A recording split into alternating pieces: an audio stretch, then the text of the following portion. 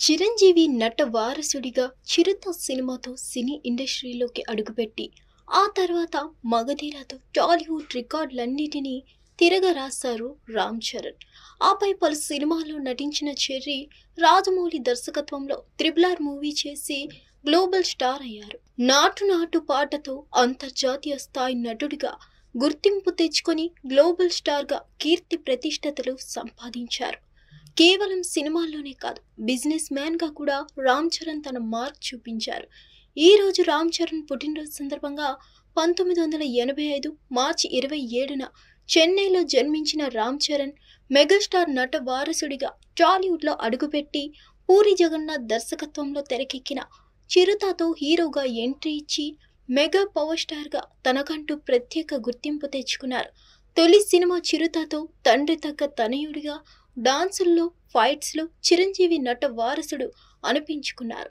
ఆ తర్వాత రాజమౌళి దర్శకత్వంలో తెరకెక్కిన 'మగధీర'లో ఇండస్ట్రీ రికార్డులను తిరగరాసిన రామ్ చరణ్ ఈ సినిమాలో ఫ్లాష్ బ్యాక్లో కాలభైరవ పాత్రలో రామ్ చరణ్ నటన అన్ని వర్గాల ప్రేక్షకులను అలరించింది. ఈ సినిమాతోనే మెగాస్టార్ నీడ నుంచి సొంతంగా ఎదిగి తనకంటూ ప్రత్యేక గుర్తింపు సంపాదించుకున్నారు. కెరీర్ మొదట్లో ఎక్స్ప్రెషన్స్ ఇవ్వలేడని హేళన రామ్ చరణ్ పై ట్రోలింగ్ నడిచింది. కానీ సుకుమార్ దర్శకత్వంలో వచ్చిన 'రంగస్థలం' సినిమాతో తానెంతో గొప్ప నటున్నో అందరికీ చూపించారు చెర్రీ. అలా తన ఇమేజ్ తనే మార్చుకున్నారు. మెగా నట వారసుడిగా చిత్ర పరిశ్రమలో అడుగుపెట్టిన రామ్ చరణ్ ఇలా తనలో ఉన్న ఒక్కో మైనస్ లెక్కలేసుకుంటూ వాటినే తనకు ప్లస్లుగా మార్చుకుంటూ కెరీర్లో దూసుకుపోతున్నారు. ఆయన కెరీర్లో 'త్రిబుల్ ఆర్' సినిమా ఓ గ్రేట్ అచీవ్మెంట్. ఈ సినిమాతోనే గ్లోబల్ స్టార్ అయ్యారు చెర్రీ. ప్రస్తుతం రామ్ చరణ్ తన 16వ సినిమా చేస్తున్నారు. బుచ్చిబాబు, సానా దర్శకత్వంలో RC16 పేరుతో ఈ సినిమా రూపొందుతుంది. జాన్వీ కపూర్ హీరోయిన్గా నటిస్తున్న ఈ సినిమా షూటింగ్ ప్రస్తుతం శరవేగంగా సాగుతుంది.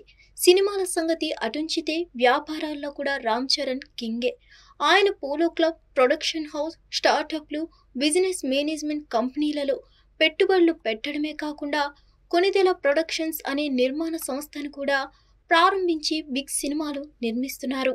సినిమాలో నటించినందుకు గాను రామ్ చరణ్ ఒక్కో సినిమాకు 90 కోట్ల వరకు రెమ్యూనరేషన్ అందుకుంటున్నట్లు సమాచారం.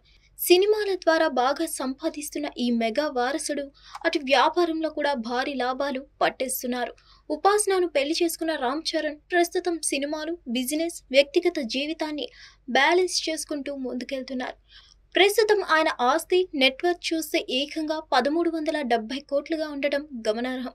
రామ్ చరణ్ కార్ గ్యారేజ్లో ఎన్నో లగ్జరీ కార్లు కూడా ఉన్నాయి.